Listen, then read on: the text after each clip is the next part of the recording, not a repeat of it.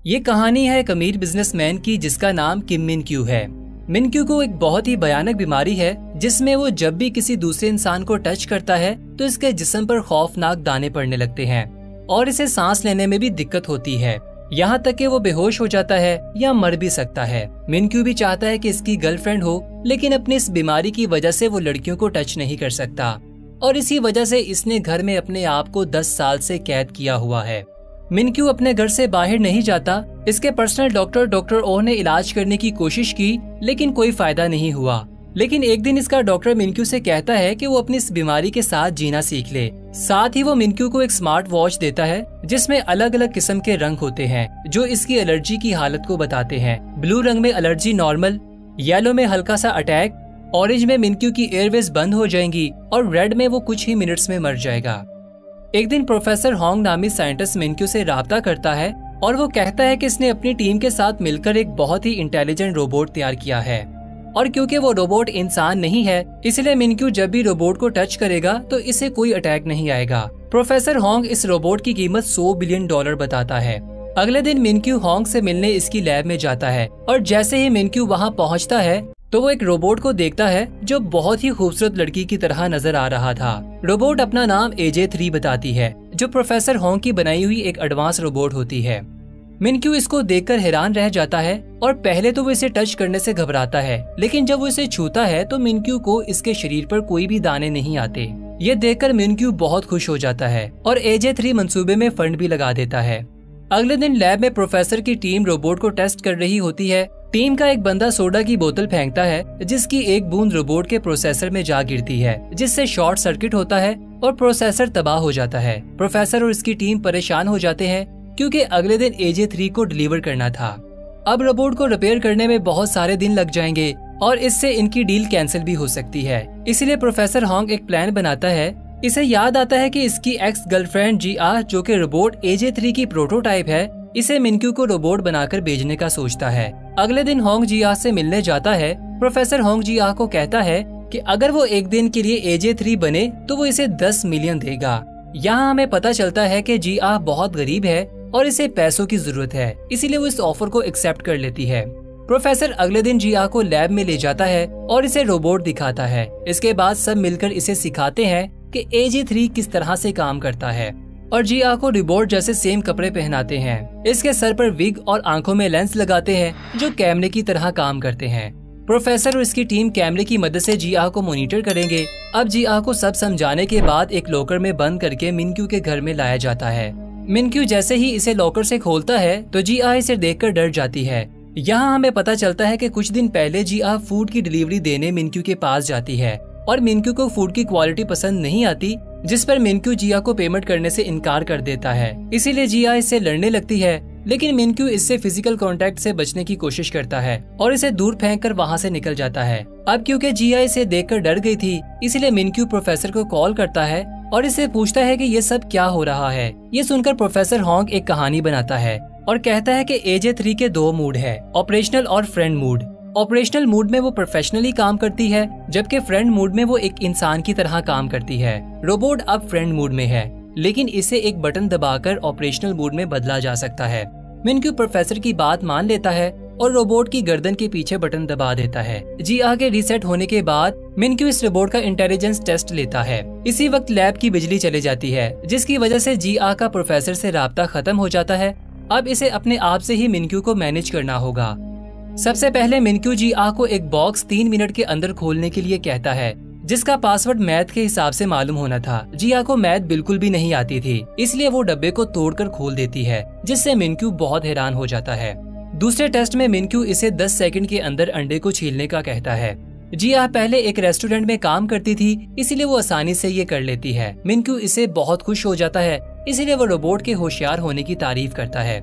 इसी वक्त लैब में बिजली वापस आ जाती है और जब वो GR के लेंस से कनेक्ट होते हैं तो वो ये देखकर हैरान हो जाते हैं कि GR मिन क्यू पर गुस्सा हो रही है, क्योंकि मिन क्यू ने बैटरी चेक करने के लिए अपना हाथ आगे बढ़ाया था। ये देखकर प्रोफेसर घुटनों के बल बैठ जाता है। इसी वक्त प्रोफेसर को मिन क्यू का फोन आता है और मिन क्यू कहता है कि तुम मुझे धोखा देने की कोशिश कर रहे हो, क्योंकि इसमें इस्तेमाल होने वाली बैटरी खराब है, जिसकी वजह से AJ3 का सीना फूल गया है।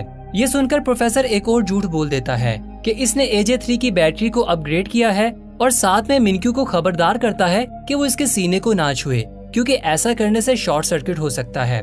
इसके बाद मिनक्यू मेडिसिन लेने के लिए जाता है, लेकिन अचानक इसका दम घुटने लगता है और वो फर्श पर गिर जाता है।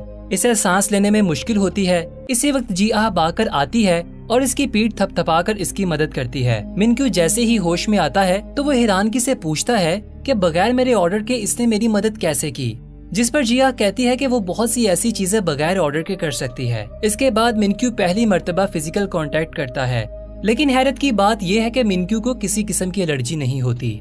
रात होती है और जिया को लैब में लाया जाता है। प्रोफेसर होंग इसे डांटता है क्योंकि वो एक्सपोज हो चुकी थी। ये सुनकर जिया मायूस हो जाती है क्योंकि इसे लगता है कि इसने अच्छा काम नहीं किया और वो नाराज होकर बाहर चले जाती है। उसी वक्त प्रोफेसर को एक बुरी खबर मिलती है कि AJ3 को रिपेयरिंग के लिए अफ्रीका भेज दिया है और इसे वापस आने में कम से कम 2 हफ्ते लगेंगे।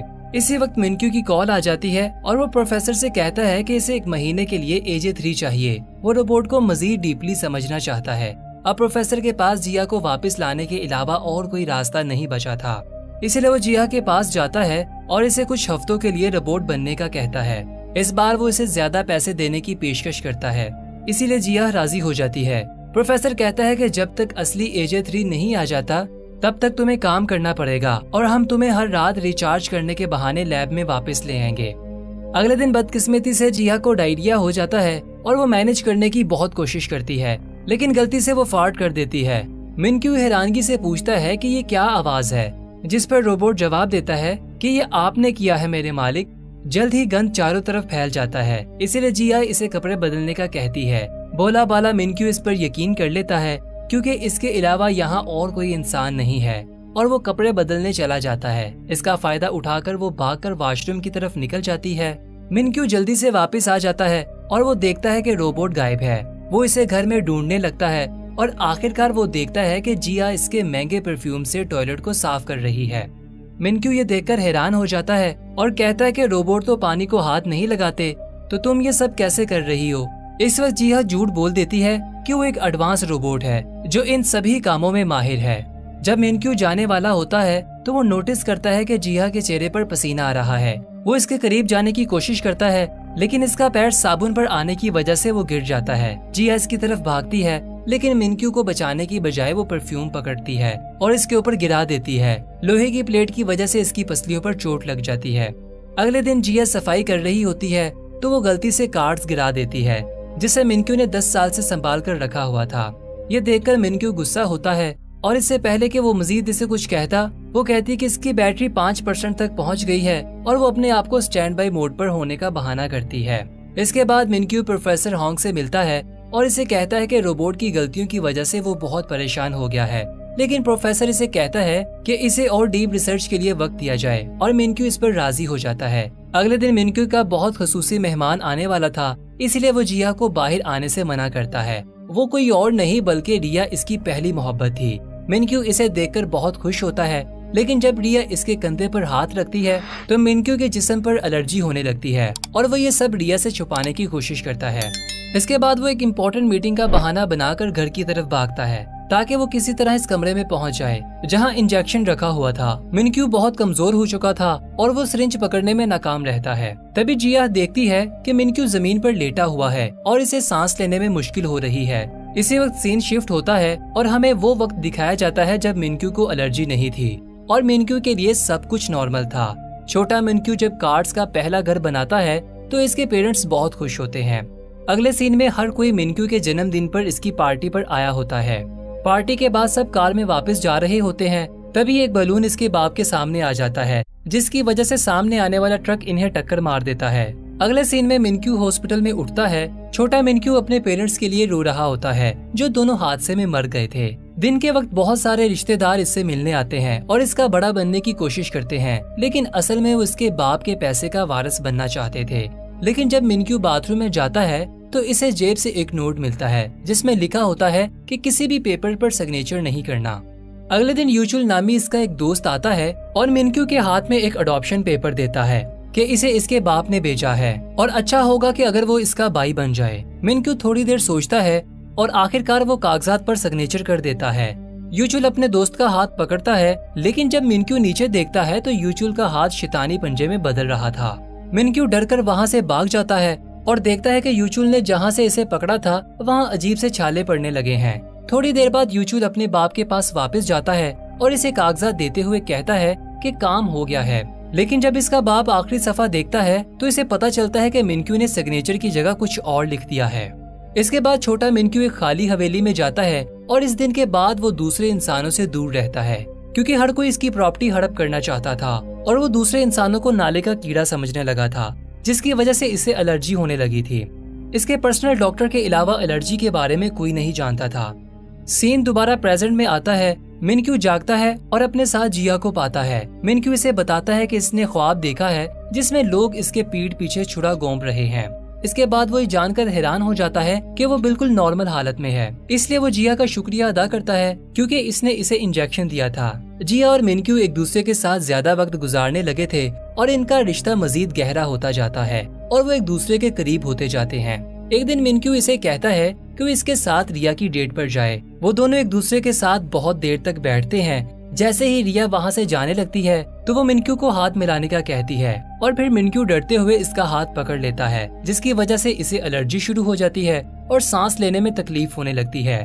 और जब वो अपना इंजेक्शन पकड़ता है तो वो इस सोच में पड़ जाता है कि इसे ये सिरिंज लगाना चाहिए या नहीं, क्योंकि वो इस बेकार जिंदगी से थक चुका था। इसकी स्मार्ट वॉच तेजी से बीप करने लगती है। जिया इसके पास आती है और वो होश में आ जाता है। जब जिया मिनक्यू को देखती है तो मॉनिटर नॉर्मल हो जाता है। मिनक्यू इंजेक्शन के बगैर ठीक हो जाता है। थोड़ी देर बाद वो दूसरे अपार्टमेंट में वापस जाने का फैसला करते हैं, लेकिन जब वो जा रहे होते हैं तो एक बंदा गलती से मिनक्यू से टकरा जाता है और वो चेक करने के लिए कि मिनक्यू ठीक है इसे पकड़ लेता है। लेकिन हैरानगी की बात ये है कि इसे एलर्जी नहीं होती। ये देखकर मिनक्यू ज्यादा हजूम में जाने का फैसला करता है ताकि वो खुद को चेक कर सके, क्योंकि ऐसा इसने 10 सालों में नहीं किया था। जैसे ही वो बाहर निकलते हैं एक बच्चा मिनक्यू के हाथ से टकराता है, लेकिन दोबारा कुछ नहीं होता। फिर दोनों एक बहुत बड़े हजूम में जाते हैं जहां मिनक्यू के साथ वाला शख्स इसका हाथ पकड़ता है और मिनक्यू मॉनिटर पर देखता है कि सब ठीक है। ये देखकर मिनक्यू की आंखों में पानी आ जाता है। इसके बाद वो डॉक्टर ओ को फोन करता है और रोते हुए कहता है कि इसकी एलर्जी खत्म हो गई है। तभी एक शख्स इससे टकरा जाता है, जिसकी वजह से मॉनिटर बीप करने लगता है। दूसरी तरफ जिया मिनक्यू को ढूंढना शुरू करती है। जब वो मिनक्यू को देखती है तो इसकी एलर्जी खत्म होने लगती है और जब एक जोड़ा इन दोनों के दरमियान में आता है तो एलर्जी फिर से वापस आ जाती है। मिनक्यू अपने डॉक्टर को बताता है कि कोई यहाँ पर है जिसे मैं देखता हूँ तो एलर्जी खत्म हो जाती है, और जब इसे नहीं देख पाता तो एलर्जी फिर से वापस आ जाती है। इसके बाद जिया मुस्कुराती है और मिनक्यू कॉल बंद कर देता है और जिया को गले लगा लेता है और कहता है कि मैं तुम्हारे लिए दुनिया की सबसे बड़ी बैटरी खरीदूंगा। इसके बाद वो डॉक्टर ओ से फोन पर बात करता है और इसे कहता है कि अब वो बिल्कुल ठीक है। डॉक्टर भी हैरान है कि पहली बार मिनक्यू को एक इंसान के टच करने के बाद इंजेक्शन की जरूरत नहीं पड़ी। इसके बाद मिनक्यू जहाँ भी जाता है वो जिया को अपने साथ ले जाता है और इसे अपना सबसे अच्छा दोस्त समझता है। इसी दौरान एजे रोबोट रिपेयर हो जाता है, लेकिन इसे प्रोफेशनली काम करने के लिए कुछ वक्त लगेगा। प्रोफेसर कहता है कि एजे 3 कुछ दिन के बाद बिल्कुल ठीक हो जाएगा। जिया, जिसे मिनक्यू के साथ रहने की आदत पड़ गई थी, वो ये खबर सुनकर उदास हो जाती है। एक दिन मिनक्यू जिया को एक रेस्टोरेंट में ले जाता है, लेकिन इसे एक अलग मेज पर अकेले बिठा देता है। फिर वो रिया और इसके बाप को मिलता है। वो तीनों बातें कर रहे होते हैं तो वो दूर बैठी जिया परेशान नजर आती है। कुछ देर के बाद जब मिनक्यू इसे लेने आता है तो वो इसे नजरअंदाज करती है और चले जाती है। अब मिनक्यू तभी सेफ है जब वो जिया के पास हो, लेकिन एक दिन वो अकेला एक गैस स्टेशन पर जाता है और अटेंडेंट पीछे डिक्की में क्रेडिट कार्ड उठाता है। जब वो क्रेडिट कार्ड वापस करता है तो मिनक्यू की उंगली पर टच करता है, लेकिन इस पर ध्यान नहीं देता और वहाँ से चला जाता है। थोड़ी दूर जाने के बाद इसे याद आता है कि अटेंडेंट के हाथ के टच करने के बाद इसे कुछ भी महसूस नहीं हुआ और मॉनिटर बिल्कुल नॉर्मल है, हालांकि जिया भी इसके साथ नहीं है। इसके बाद क्यूमिन अपने प्रोफेशनल डॉक्टर को मिलने जाता है और इसे पिछले 10 सालों से इसकी मेहनत का शुक्रिया अदा करता है कि वो अब बिल्कुल ठीक हो गया है। इसके बाद डॉक्टर क्यूमिन से कहता है कि वो एजे 3 को वापस भेज सकता है क्योंकि अब वो मुकम्मल ठीक हो गया है। अगले दिन क्यूमिन प्रोफेसर के पास जाता है और कहता है कि वो रोबोट से मोहब्बत करता है। प्रोफेसर कहता है कि वो एक रोबोट के बारे में बात कर रहा है जो पहले से प्रोग्राम किया गया था। ये सुनकर मिनक्यू कहता है कि वो पागल हो रहा है और प्रोफेसर से इसका हल पूछता है।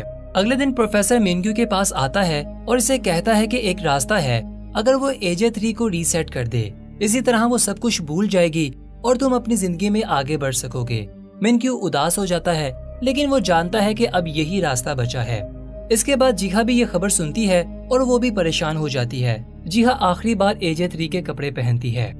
अगले सीन में हम देखते हैं कि जीहा मिनक्यू के सामने खड़ी है और बर्फबारी हो रही है और मिनक्यू इसे आखिरी बार सैर के लिए ले जाता है और वापस हवेली में ले आता है। आखिरकार वो एक दूसरे का सामना करते हैं। मिनक्यू इसका शुक्रिया अदा करता है। ये सुनकर जीहा की आंखों में आंसू आ जाते हैं। इसके बाद मिनक्यू जीहा के पास जाता है और इसे अपनी माँ का हार निकालकर जीहा के गले में डाल देता है। इसके बाद वो इसे गले लगाता है और मिनक्यू रीसेट का बटन दबा देता है। लैब में असली AJ3 रिपोर्ट करता है कि मिनक्यू का फोल्डर डिलीट कर दिया गया है। रात को मिनक्यू और जीहा सोते वक्त रोते हैं। जीहा इतनी रोती है कि अगली सुबह वो बीमार पड़ जाती है। इसे हॉस्पिटल ले जाया जाता है और हम देखते हैं कि इसने अभी भी मिनक्यू की माँ का हार पहन रखा है। इसके बाद वो दोनों अपनी जिंदगी में आगे बढ़ जाते हैं, जहाँ जीहा अपनी दादी के शहर चली जाती है, जबकि मिनक्यू रिहा के साथ शादी की तैयारी करता है। एक दिन मिनक्यू ट्रेन पर चढ़ता है, जहाँ वो AJ3 जैसा चेहरा देखता है और वो सोचता है कि ये वही सेम रोबोट है। दोनों एक दूसरे के आमने सामने बैठने के बावजूद कुछ भी बात नहीं करते, क्योंकि जीहा को मिनक्यू के साथ बोलने से मना किया गया था। लेकिन मिनक्यू को शक होता है कि ये वही रोबोट है, इसीलिए वो प्रोफेसर को फोन करता है और कहता है कि इसने AJ3 जैसा चेहरा देखा है। जिस पर प्रोफेसर कहता है कि इसने रोबोट को किसी ऐसे शख्स पर बनाया था जो इसका जानने वाला था। मिनक्यू कहता है कि क्या वो इससे बात कर सकता है, जिस पर प्रोफेसर इसे मना करता है। प्रोफेसर के मना करने के बावजूद भी ये इसका पीछा करता है और इसके साथ बात करने का कहता है, जिस पर जीहा मसरूफ होने का बहाना करती है। लेकिन मिनक्यू इसका इंतजार करने के लिए बैठ जाता है। इसी दौरान जीहा जल्दी से किचन में जाती है और अपने गले से हार उतारकर प्लेट में छिपा देती है। बहुत सारा टाइम गुजर जाता है, लेकिन मिनक्यू अभी भी वहाँ पर बैठा होता है, जिसकी वजह से जीहा इससे बात करने पर मजबूर हो जाती है और वो इसे बताती है कि इसने 4 साल पहले डॉक्टर होंग से पैसे लिए थे और तुम्हारे सामने रोबोट होने का नाटक किया था। मिनक्यू इससे मजीद पूछने की कोशिश करता है, लेकिन जीहा इसे कहती है कि वो यहाँ से चला जाए, वरना वो पुलिस को कॉल करेगी। मिनक्यू चालाकी से इसकी दादी से पूछता है कि क्या इसके पास रहने के लिए कमरा है, जिस पर वो औरत हाँ कह देती है और इसे रात को यहीं पर रहने देती है। अगले कुछ दिनों तक वो दादी के साथ अच्छे ताल्लुक बना लेता है, साथ ही जीहा की तवज्जो भी हासिल कर लेता है और इसे अपने साथ गुजारे वक्त की याद दिलाता है। एक दिन मिनक्यू रेस्टोरेंट पर जाता है और इसे पता चलता है कि जीहा यहाँ से जा चुकी है, इसीलिए वो यहाँ इसे हर जगह ढूंढने लगता है। आखिरकार वो इसे ढूंढ लेता है और इसे देखकर जीहा जल्दी से नेकलेस को छुपा लेती है, लेकिन वो नेकलेस देख लेता है। ये जानकर के इसके साथ धोखा हुआ है, इसे बहुत बुरा फील होता है, लेकिन इससे पहले कि वो इसे कुछ कहता, इसकी एलर्जी दोबारा से जाहिर होने लग जाती है और मॉनिटर डेड पर पहुंच जाता है, जो पहले कभी ऐसा नहीं हुआ था। आखिरी सीन में वो जमीन पर गिर जाता है और इसके बचने के इम्कान बहुत कम होते हैं। यहाँ पर यह दिलचस्प मूवी खत्म हो जाती है। अगर आप इसका दूसरा पार्ट देखना चाहते हैं तो कमेंट में हमें जरूर बताइएगा और चैनल को सब्सक्राइब कर दीजिए। तब तक के लिए अलविदा।